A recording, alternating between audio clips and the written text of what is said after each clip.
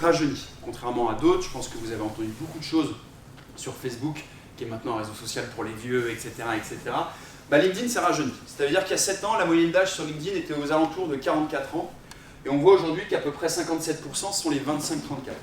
25-34, pour faire vraiment simple, on va dire que c'est la génération Y, d'accord? Et aujourd'hui, cette génération, elle a vu l'arrivée de Facebook en 2007-2008. Et aujourd'hui, elle va utiliser les réseaux sociaux et LinkedIn, le premier réseau social qu'elle va utiliser à titre professionnel, d'accord? Et pas uniquement pour chercher un emploi. Bien sûr, elle va l'utiliser lorsqu'elle veut trouver un emploi, lorsqu'elle veut changer d'emploi, mais aussi pour atteindre ses objectifs, comme je le disais juste avant. Et puis on a les 18-24 ans qui progressent aussi énormément. Ça, on l'explique comment? Tout simplement parce que en études supérieures, on est de plus en plus sensibilisés justement à utiliser LinkedIn. Vous avez tous vu des CV, des personnes qui recherchent des stages, des alternances, des premiers jobs, on le voit sur LinkedIn. Et donc forcément, il y a une part de plus en plus importante sur ce réseau social. Ça ne veut pas dire que lorsqu'on a plus de 55 ans, il ne faut pas y aller, ou lorsqu'on a plus de 35 ans, il ne faut pas y aller, bien au contraire, mais c'est juste que la part des personnes représentées est un peu moins importante. Rentrons dans le vif du sujet. Si vous voulez générer des opportunités commerciales sur LinkedIn, si vous voulez vraiment atteindre vos objectifs, la première chose sur laquelle vous devez absolument jouer, c'est sur votre profil. C'est le grand terme du personal branding. Personal branding, en gros, c'est comment vous allez mettre votre profil au service du développement de votre activité. Et ça, c'est indispensable. C'est indispensable. Souvent, on me dit, non mais c'est bon, mon profil, j'ai une photo de profil, ça suffit. Pas du tout. En gros, votre profil, c'est un mini site internet. Pour ceux qui ont déjà bossé sur la création de sites web ou qui ont déjà eu affaire à ce sujet-là, un site internet, il faut qu'il charge rapidement, il faut qu'il soit bien référencé, il faut que les formulaires de contact fonctionnent, il faut qu'il y ait des liens entre les différentes pages, il faut que toutes les pages soient moins de 3 clics, il faut que les mots-clés soient dans les bonnes balises, au bon endroit, etc. C'est pareil pour votre profil LinkedIn. Si vous voulez donner une chance à votre profil LinkedIn d'avoir de la visibilité, il va falloir cocher un maximum de choses sur votre profil.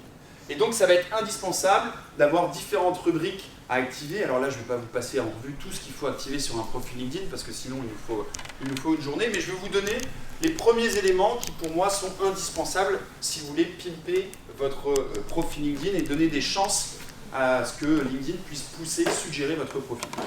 La première chose, ça va être votre bandeau, d'accord, et votre photo de profil. Là, vous le voyez sur mon profil, j'ai un bandeau ici, j'ai une photo de profil. Qu'est-ce qu'il faut faire ici?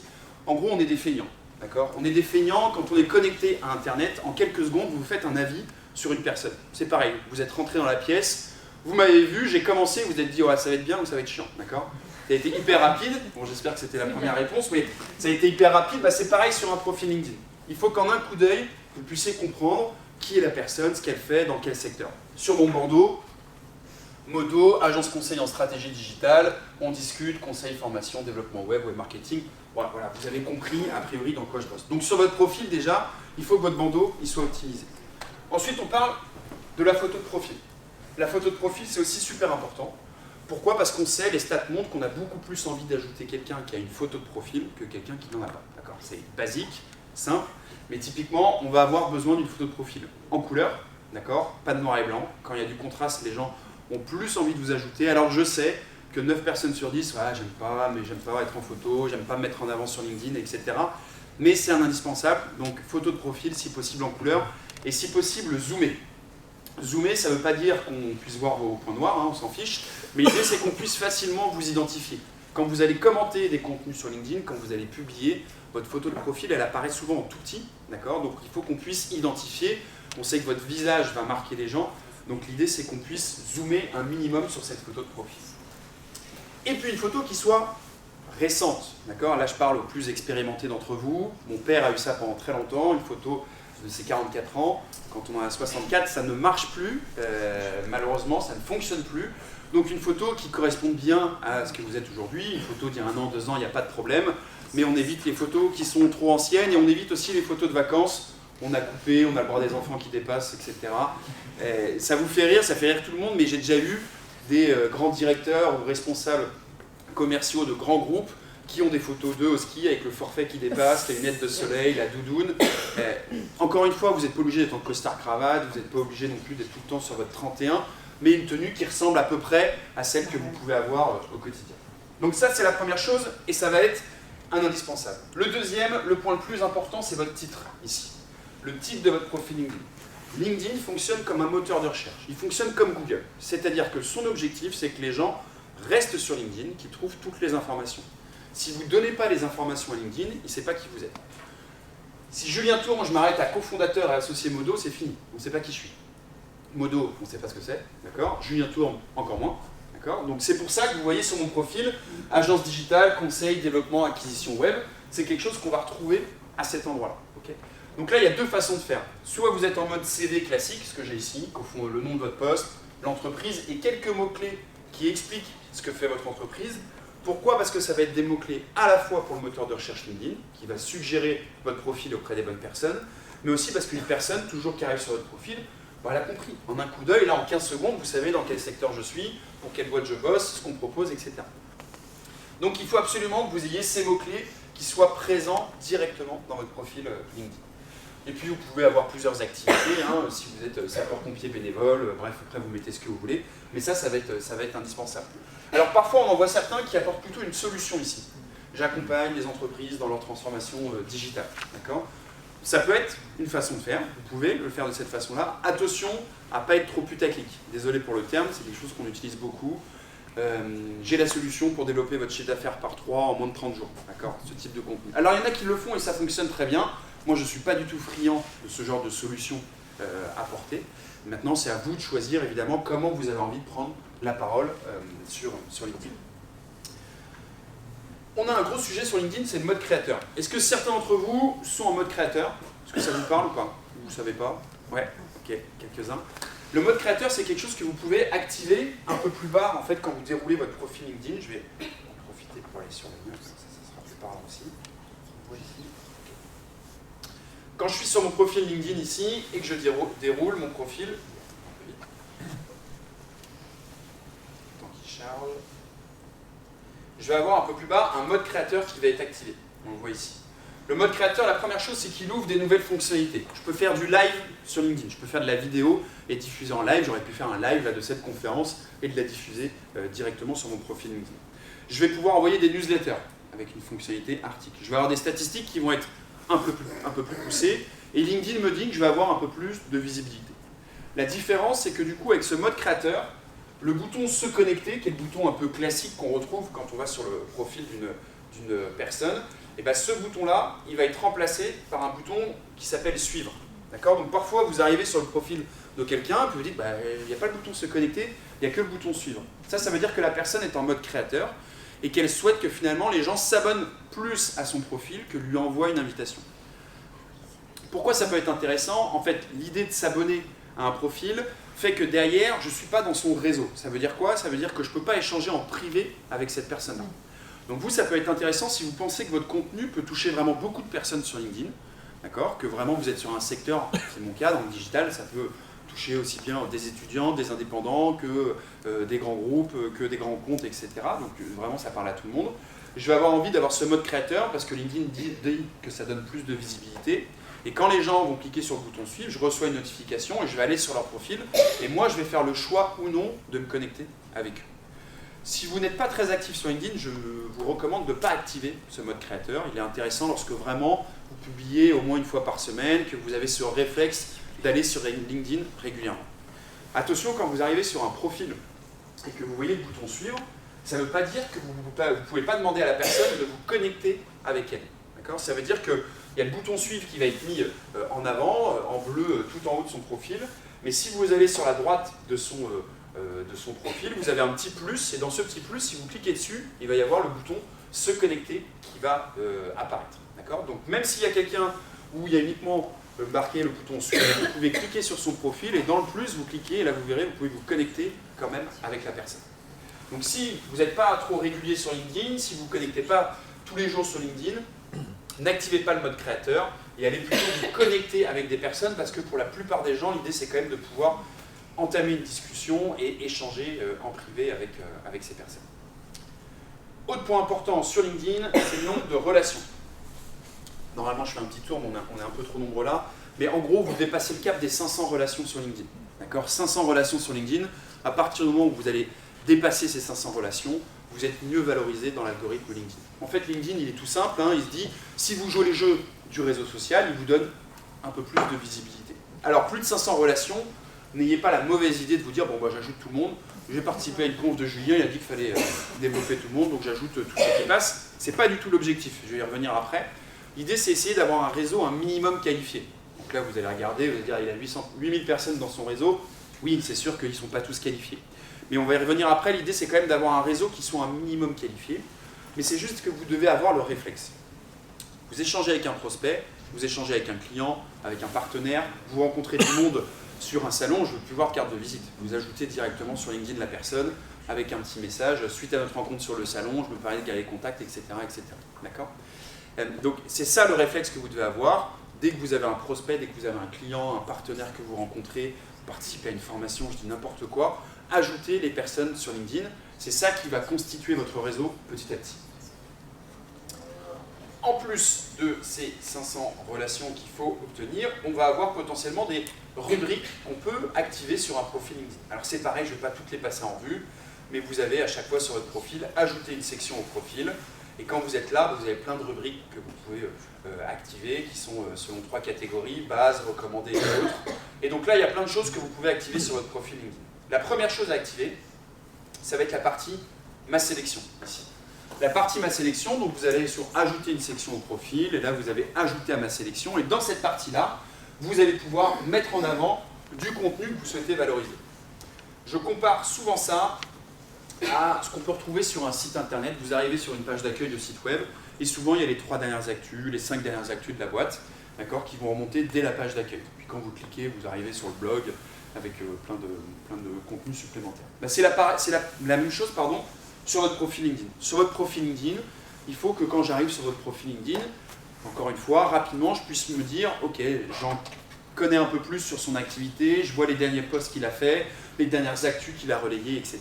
Et dans cette partie Ma sélection, vous allez pouvoir mettre en avant un post donc, que vous avez publié, une newsletter si vous êtes en mode créateur, un article, ou un lien vers un site web qui peut vous appartenir ou non, ou un média, ça peut être un PDF, donc une plaquette de présentation, une image, une vidéo que vous souhaitez afficher à cet endroit. D'accord ? L'idée, encore une fois, c'est que l'internaute, quand il vient sur votre profil, il déroule votre profil un peu comme une landing page d'un site web, et qu'à la fin, il se dise « Ah oui, Julien, il faut que je le contacte. » D'accord ? Donc pour ça, il faut lui apporter du contenu au fur et à mesure, des éléments de réassurance qui vont venir valoriser justement votre expertise et lui donner envie de prendre contact avec vous. Ensuite, on va retrouver, je vais passer rapidement là-dessus, mais on va retrouver aussi une section qui s'appelle Info. Je vais faire machine arrière. Qui s'appelle Info et qui est une partie un peu résumée ou une partie un peu comme ce qu'on pourrait avoir sur un site internet, la partie Qui sommes-nous. Vous voyez ici la partie Info. Quand je clique dessus, je vais avoir du texte qui va apparaître, le tour de chien, décidément. Cette partie info, il faut la compléter. Donc c'est pareil, ajouter une section au profil, ajouter la section info, il faut renseigner cette section-là. Tous les mots-clés que vous renseignez ici partent dans le moteur de recherche LinkedIn, d'accord, et vont permettre à LinkedIn de mieux identifier votre profil, les mots-clés sur lesquels vous vous positionnez. Et lorsque quelqu'un va s'intéresser à des mots-clés ou cliquer sur des publications qui comportent les mots-clés que vous avez dans votre profil LinkedIn, il va potentiellement aller suggérer votre profil. Donc cette partie-là, elle doit être détaillée et parler tout de suite de ce que vous faites aujourd'hui. Trop souvent, les personnes commencent par « je suis rentré dans le monde professionnel il y a 20 ans dans le domaine de l'immobilier » et puis en fait, quand on déroule, maintenant, ça n'a plus rien à voir dans un autre secteur. Parlez tout de suite de ce que vous faites aujourd'hui. Ce que vous faites aujourd'hui, pourquoi vous êtes sur LinkedIn, c'est quoi votre cible, c'est quoi votre zone géographique d'intervention, votre zone de chalandise, qu'est-ce que vous proposez, et puis après, vous pouvez parler du passé. J'ai fait ci, j'ai fait ça, voilà ce qui m'intéresse dans la vie, avoir des traits de caractère, ou bref, parler d'autres choses dans votre résumé, dans cette section info, mais parlez tout de suite de ce que vous faites parce que c'est ça qui doit capter absolument l'internaute. Et la dernière chose que je recommande sur un profil LinkedIn, je ne parle pas des expériences que bien sûr vous devez renseigner, mais c'est la partie recommandations. Vous pouvez avoir des recommandations écrites, d'accord ? J'en ai une 50aine sur mon profil LinkedIn. Pareil, quand vous allez sur le profil de quelqu'un, vous cliquez sur le plus, le bouton plus sur son profil, et là vous pouvez recommander la personne ou vous faire recommander. Ayez le réflexe d'aller chercher des recommandations. Quand vous bossez avec des clients, d'accord, ou avec des partenaires, que ça se passe bien évidemment, on n'est pas non plus taré, allez chercher des recommandations. Pourquoi ? Parce que ça fait office d'élément de réassurance. D'accord ? Quand vous arrivez sur un profil et que vous avez 5, 10, 15, 20 recommandations positives, bah forcément la personne va se dire, bon ok, S'il y en a 20, 30, 40, 50, c'est que la personne, a priori, sait de quoi elle parle. Ça m'engage ou ça m'encourage à prendre contact avec cette personne. Alors, c'est pas toujours évident, parce que c'est difficile d'aller chercher des avis, mais en fait, vous pouvez le faire de façon très naturelle. Une prestation se termine avec un client. Bonjour Julien, j'espère que vous avez été satisfait de notre prestation. Comme vous le savez, notre activité est au stade de TPE, la réputation est hyper importante. Si vous avez 2 minutes pour laisser une recommandation sur mon profil LinkedIn, ça nous aiderait énormément. Merci encore, au plaisir d'échanger.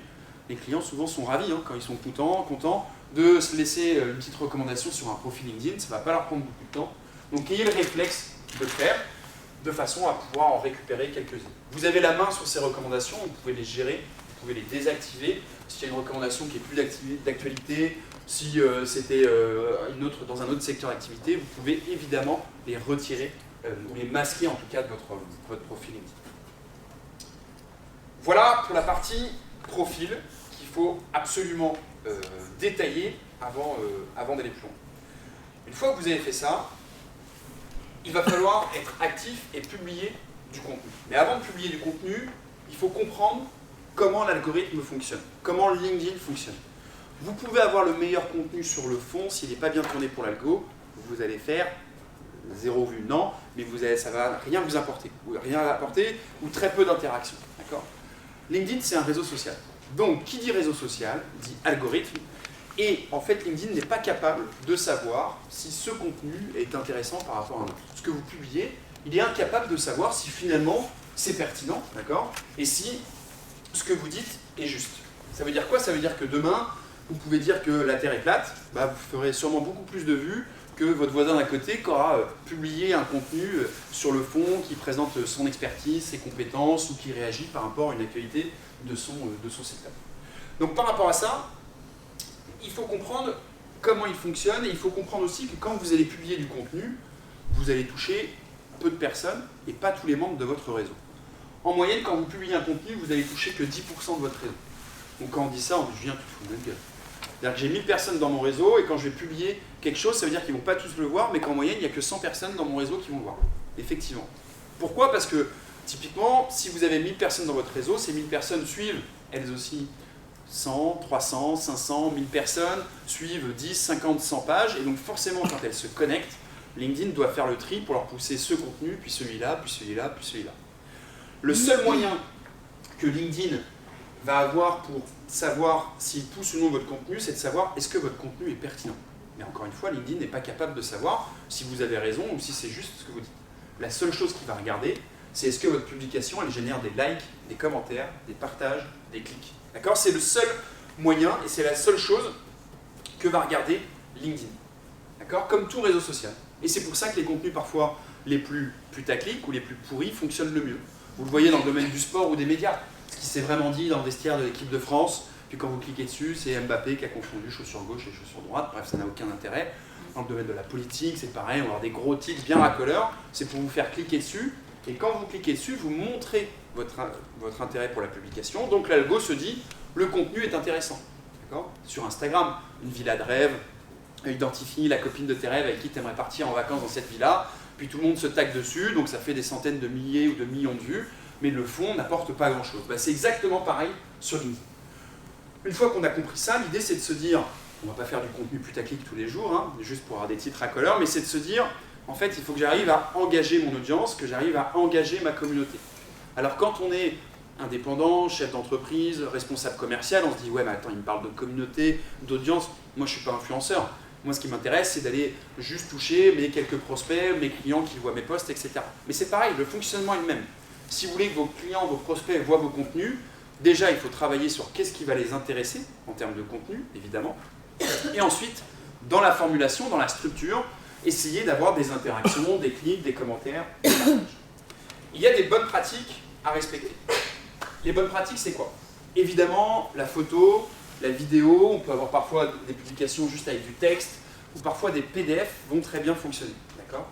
Mais encore une fois, ils fonctionnent très bien si le contenu est intéressant. D'accord? Vous pouvez avoir tout ce qu'il faut par rapport à l'algorithme. Si le contenu n'intéresse pas votre audience, vous allez aussi faire un flop. D'accord? Il n'y a pas que le fait de respecter les bonnes pratiques qui vous assure d'avoir de la visibilité. Donc dans les contenus qui fonctionnent bien, la photo, la vidéo c'est tout de suite parfois un peu plus compliqué, mais il faut aussi sortir de cette idée que si vous faites une vidéo, il faut que ça soit toujours super quali et compagnie. Je peux très bien faire une vidéo en mode un peu à l'arrache, de façon transparente, parce que j'anime une formation, un atelier, en mode selfie, ou j'arrive à un endroit. Ça peut tout à fait avoir sa place sur LinkedIn, et c'est même ce qui est recherché. Ce qui est recherché aujourd'hui, c'est de voir les coulisses d'une entreprise, les personnes qui bossent dans une entreprise, c'est ça qui va intéresser son audience. D'accord ? Donc n'hésitez pas, parfois, à sortir des sentiers battus et vous dire, bah, tiens, là je fais un test en faisant une petite vidéo ou une photo, sans forcément que ça soit le plus qualitatif possible. Le PDF est un super format pour LinkedIn. Quand vous chargez un PDF et qu'il y a plusieurs pages dans votre PDF, ça convertit automatiquement ce PDF en carrousel. Et donc, qui dit carrousel dit que vous allez avoir des flèches sur ce PDF. Pour l'internaute, il va pouvoir cliquer à gauche, à droite et naviguer entre les différentes pages de votre contenu. Et donc, à chaque fois, il clique. Et si à chaque fois qu'il clique sur votre publication, bah, ça va être une marque d'interaction pour le post et donc ça va être valorisé dans LinkedIn. Bien penser à travailler votre phrase d'accroche. Pourquoi ? Parce que la phrase d'accroche, c'est ce qui va marquer les esprits. Là, vous avez un post. J'ai fait récemment là, un post sur le phénomène FOOH. Vous l'avez peut-être vu, North Face qui avait équipé Big Ben avec une doudoune, etc. En fait, c'est faux, d'accord ? C'est juste un super graphiste ou de l'intelligence artificielle qui font ces montages, ils publient ça sur les réseaux sociaux. Et c'est tellement bien fait que bah, on ne sait pas si c'est vrai, si c'est pas vrai, etc. Donc j'avais fait un post là-dessus. Et le titre, ce phénomène qui envahit les réseaux sociaux, voilà, c'est pour attirer le regard finalement et que les gens aient envie de passer du temps sur ma publication. Et encore plus important, qu'ils aient envie de cliquer sur le bouton voir plus, qui apparaît au bout de la 4e ligne sur la version ordinateur, d'accord ? Et au bout de la 2e sur la version mobile. Pourquoi c'est important ? Parce qu'en fait, dès que quelqu'un va cliquer sur voir plus ici, qu'est-ce qui se passe ? Une interaction sur votre publication, donc ça valorise dans l'algorithme. D'accord ? Donc ça va être hyper important aussi quand vous allez structurer vos contenus. On dit aussi que sur des publications sur LinkedIn, il faut éviter les liens. Dès que vous mettez un lien vers votre site web ou un autre site web, vous allez sortir les gens de LinkedIn. Et LinkedIn, il va vous taper sur les doigts et va vous dire bah, Julien, là, t'es sympa, mais en fait, tu sors les gens de LinkedIn, je pousse moins de publicité, je récupère moins d'infos, les gens passent moins de temps sur la plateforme. Donc forcément, bah, ta publication, elle va avoir moins de visibilité. D'accord ? Donc évitez les liens dans la publication, parfois vous n'aurez pas le choix. Alors il y a d'autres pratiques, hein, parfois de mettre en premier commentaire, etc. Bref, on pourra en discuter par la suite si vous avez des questions. Mais l'idée c'est d'éviter un maximum les liens ou de les mettre que vraiment quand vous pensez que c'est indispensable. On identifie les personnes ou les pages concernées avec le arrobase. Pensez à identifier des personnes ou des pages. Pourquoi ? Parce qu'en gros, vous allez attirer le regard et que normalement ces pages ou ces profils vont être les premiers à venir liker, commenter vos publications. Donc toujours dans un souci d'avoir de l'interaction. Attention, ne faites pas l'erreur d'identifier 30-50 personnes sur un profil. Déjà, vous allez être limité, je ne sais plus exactement, peut-être 30 et 40 personnes. Mais parce que LinkedIn regarde le ratio aussi. C'est-à-dire que si vous identifiez 30 personnes et qu'il n'y en a qu'une qui vient liker votre post, LinkedIn il va détruire la viralité de votre post en disant en fait vous spammez les gens, vous taguez la terre entière pour essayer d'avoir de la visibilité. Donc identifiez uniquement les personnes dont vous êtes persuadé qu'elles vont venir liker ou commenter la publication. On a un sujet aussi avec les hashtags. Alors les hashtags, on a beaucoup d'infos qui nous disent que ça va peut-être disparaître de LinkedIn. Ce n'est pas encore confirmé. L'impact des hashtags aujourd'hui, c'est minime. C'est vraiment minime sur LinkedIn, contrairement à Instagram ou Twitter. Donc, on dit entre 3 et 7 hashtags, ce n'est pas un indispensable. Aujourd'hui, il y a très peu de personnes qui s'abonnent à des hashtags, qui suivent des hashtags. Nous, petit à petit, au sein de l'agence, chez Modo, on sait que dans quelques semaines, quelques mois, on va arrêter de recommander des hashtags qui n'apportent que très peu de visibilité complémentaire. Et puis, on a une fonctionnalité qui est intéressante, c'est le sondage sur LinkedIn que vous pouvez faire. Ça, c'est intéressant. Pourquoi ? Parce que vous allez poser une question et les gens vont forcément répondre en cliquant sur des éléments de réponse. Donc ça, c'est intéressant parce que vous allez générer de l'interaction. Dès que vous allez poser une question, souvent, vous allez générer de l'interaction puisque les gens vont répondre à votre question. Sondage très intéressant. Attention à ne pas en abuser et pas avoir des sondages trop généralistes. Le matin, avant de commencer votre journée, vous êtes plutôt thé ou café ? Alors, ça, on le voit sur LinkedIn, ça n'a aucun intérêt. D'accord ? L'idée, c'est quand même de positionner votre expertise. Donc faites plusieurs sondages dans l'année sur des sujets un peu pointus, sur lesquels vous avez une expertise, une connaissance technique, une veille sur votre secteur. Là, ça va avoir évidemment de la valeur. Et puis on a un autre format qui est le format article aussi, mais je vais en passer parce que ce n'est pas forcément ce qu'il y a de plus intéressant lorsqu'on démarre sur LinkedIn. Ce qui va être important aussi pour développer votre visibilité, c'est d'aller interagir avec du contenu. interagir avec du contenu, c'est ce que vous voyez sur la droite, Jonathan ou Gilles qui commentent des publications. Le fait d'aller commenter des publications fait que ça va faire ressortir votre profil dans le fil d'actualité.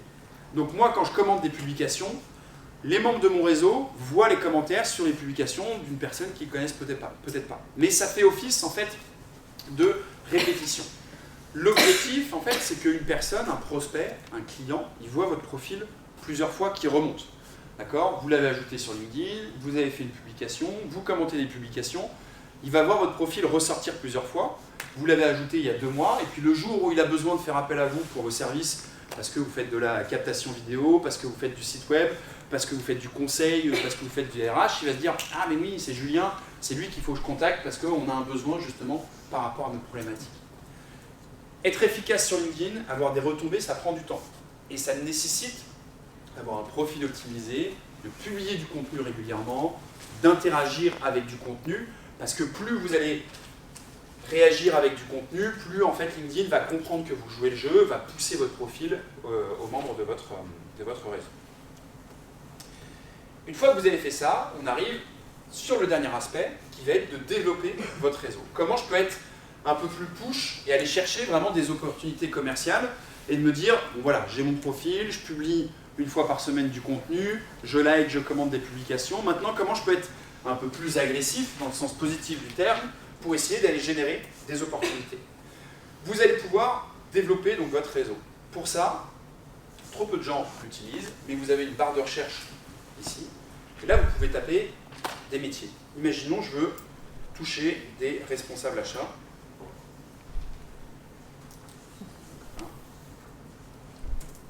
Je vais taper responsable achat dans ma barre de recherche. En haut à gauche, je vais pouvoir filtrer parce que moi, je veux aller chercher des personnes qui sont responsables achats aujourd'hui. Donc, je vais chercher des personnes et LinkedIn va me trouver, du coup, 633 000 résultats, rien que ça, qui sont responsables achats, mais dans le monde, d'accord ? Ou qui ont mis responsable achat dans leur profil LinkedIn. Je peux ensuite filtrer par niveau de relation. Relation 1, 2, 3. 1, ça veut dire qu'on est déjà dans le même réseau. 2, on a quelqu'un en commun. 3e, ça veut dire qu'on a quelqu'un qui connaît quelqu'un ou plus dans notre réseau. Donc 2e, souvent c'est pas mal puisque tout simplement, si je prends contact avec ces personnes-là, il va voir qu'on a 10, 20, 30, 40, 50 personnes en commun, donc il y a un élément de réassurance. Donc là je descends, 7700 résultats. Et je peux encore filtrer par zone géographique. D'accord ? Je vais prendre Pays de la Loire. Donc évidemment, si vous faites des filtres, vous n'aurez pas les mêmes résultats que moi parce que vous n'avez pas le même réseau. Donc j'arrive à 1100 résultats. D'accord ? Donc là, ça commence à être un peu plus exploitable. Mais il y a une dernière chose qu'il faut absolument que vous fassiez aussi, c'est d'aller dans tous les filtres. Dans tous les filtres, vous allez avoir d'autres critères. Vous allez pouvoir filtrer par entreprise, par école, par secteur d'activité. Ça peut être super pertinent. Si vous, c'est des responsables achats dans le secteur, je dis n'importe quoi, de l'industrie, vous allez pouvoir ajouter un secteur et cocher tous les secteurs prédéterminés par LinkedIn dans le domaine de l'industrie, pour vraiment affiner votre recherche. Mais ce qui va être le plus important, ça va être le titre ici. Pourquoi ? Parce que là, le problème, c'est que dans mes responsables achats, au début, je vais avoir peut-être des responsables achats, après, je risque d'avoir peut-être des responsables autre chose, ou des chargés d'achat, ou d'autres termes qui vont être en lien avec responsable ou avec achat, mais pas forcément des responsables achats qui sont actuellement responsables achats. Donc, je vais retaper ici responsable achat, et je vais lui demander d'afficher mes résultats. Et donc là, je suis passé de mes 633 000 résultats à la base à 27 résultats. Donc là, j'ai 27 et je suis sûr qu'ils vont tous être responsables achat. On voit tous dans leur titre de profil, à chaque fois, il y a bien un responsable achat qui ressort. Avec 2e niveau de relation, on a forcément quelqu'un en commun et qui sont dans la région Pays de la Loire. Okay. Et donc là, tout de suite, c'est beaucoup plus exploitable pour moi parce que je vais pouvoir prendre contact avec chacun d'entre eux. Donc Magali Texier, par exemple, je clique ici, se connecter. Là, vous avez 2 possibilités. J'envoie une note, j'ajoute une note ou j'envoie 100 notes. Quand vous avez une note, vous avez le droit jusqu'à 300 caractères pour ajouter la personne avec un petit mot. Je vous recommande de ne pas utiliser cette note. Les stats montrent qu'aujourd'hui, vous avez 10% plus de chances d'être accepté si vous n'envoyez pas de note. Pourquoi ? Parce que les gens spamment de plus en plus, d'accord, avec des robots, des bots, etc. et envoient des notes personnalisées. Et souvent, quand on a une note personnalisée, quand on ne connaît pas la personne, on a tendance à dire « Oh là, il veut me vendre un truc, lui encore ». Et on va tout de suite refuser la demande de connexion. Donc, si vous ne connaissez pas la personne, envoyez sans note. Une fois qu'elle vous a accepté, vous lui mettrez un petit message. Si vous connaissez la personne, par contre, vous l'avez rencontrée sur un salon, un prospect, etc., mettez une petite note. Suite à notre échange, suite à notre rencontre de la semaine dernière, d'hier, etc., je me permets de garder le lien sur LinkedIn. Donc ça, évidemment, c'est des choses que vous devez faire pour gagner en efficacité. Et la dernière chose, c'est qu'il existe des outils. Alors j'ai l'impression qu'il ne se change pas sur l'ordi de la Cité des Congrès, mais il existe des outils pour automatiser tout ça. Il y a un outil qu'on utilise beaucoup à l'agence qui s'appelle Wallaxy. Wallaxy, c'est un outil, il y a une version gratuite, il y a une version payante. Mais imaginons mes responsables achats, je les ai trouvés, je les ai identifiés, et maintenant je demande à Wallaxy de les exporter dans ma base de données. Donc c'est une extension Chrome qu'on va venir ajouter sur votre navigateur Chrome. Et je vais lui dire, maintenant je veux que tu m'intègres tous ces contacts-là. Et une fois que tous ces contacts sont intégrés, je vais pouvoir demander à Wallaxy d'automatiser des actions. Ça veut dire quoi? Ça veut dire que je vais pouvoir lui demander de réaliser des actions à ma place, donc des demandes de connexion à ma place. Alors, quand j'avais mes 27 responsables achats, je peux le faire à la main potentiellement, mais si j'en ai une centaine, à la main c'est un peu redondant, il n'y a pas beaucoup de valeur ajoutée. Donc l'idée à ce moment-là, c'est de créer ma liste de diffusion dans Wallaxy. Ouais, il ne me reconnaît pas, parce que je ne suis pas sur mon bon réseau. Et je vais pouvoir lancer mes campagnes Wallaxy. Ça veut dire que, imaginons, j'ai mes 27 responsables achats, je vais demander à Wallaxy, je veux d'abord que tu ailles visiter leur profil. Tu attends 7 jours, au bout de 7 jours, je t'envoie une invitation. Une fois qu'ils ont accepté l'invitation, tu attends 2 jours et là, tu envoies un message. Et tout ça de façon automatisée. Wallaxy a une version gratuite que vous pouvez utiliser. Quand vous avez une version gratuite, vous êtes limité à 100 actions par semaine. Donc 100 invitations, 100 envois de messages par semaine. En version payante, vous allez être limité à 100 actions par jour. Donc en fonction du volume, évidemment, ça peut être intéressant ou non de passer en version payante. La version payante vous permet aussi de faire tourner Wallaxy, même quand votre ordinateur est fermé, ce que vous ne pouvez pas faire en version gratuite. Wallaxy, c'est vraiment intéressant. Je sais que certains vont faire des gros yeux, oh là là, les outils, etc., qui permettent de tout automatiser. Mais en fait, c'est vraiment intéressant à partir du moment où la personne qui l'utilise le fait de façon intelligente. Si vous avez une base de données qui est beaucoup trop grosse, évidemment, ça n'a aucun intérêt. Il va y avoir des erreurs, il va y avoir des ratés. Moi, j'en ai des personnes qui me contactent. Vous avez besoin d'un site internet, c'est la moitié de notre business, c'est de faire des sites web. Donc typiquement, quand c'est mal fait, c'est horrible. Donc si vous le faites, faites-le sur des petites audiences, Testez sur des petites audiences, quelques centaines de personnes, pas plus, et vous allez avoir des retombées, des statistiques qui vont être super pertinentes. Et faites-le aussi lorsque vous avez quelque chose à offrir. Ça veut dire quoi? Ça veut dire que l'objectif, c'est pas d'avoir un discours commercial publicitaire. Si j'arrive avec mes gros sabots pour dire je suis Julien, chez Modo on fait ça, n'hésitez pas à nous contacter, on s'en fout. Des agences digitales, il y en a plein d'autres qui existent. Quand j'utilise du Wallaxy, c'est pour inviter à des webinars, pour envoyer le replay d'un webinar, un livre blanc, partager une stat importante, etc. Mais jamais je fais la promotion en direct de nos services. J'en ai fini. Alors évidemment, le dernier point, c'est de mesurer les retombées. Je veux juste finir là-dessus avant. C'est détachez-vous des vanity metrics. C'est pas parce que vous faites 100 likes sur un post que ça va vous apporter plus de business qu'un post qui fait 10 likes. C'est ok de se planter. Moi, je fais plein de posts qui ne fonctionnent pas, qui font 5, 6, 7, 8 likes, d'autres qui vont en faire 300, 400.